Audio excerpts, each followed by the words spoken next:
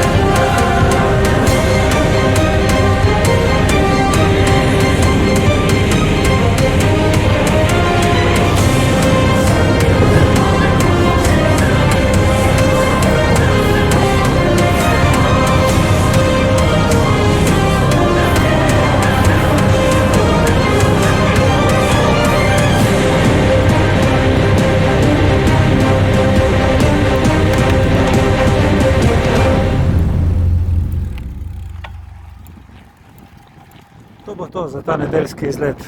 51 km v 1 uri in 50 minut, približno pol poti proti vetru, potem pa skoraj zastonj z vetrom nazaj.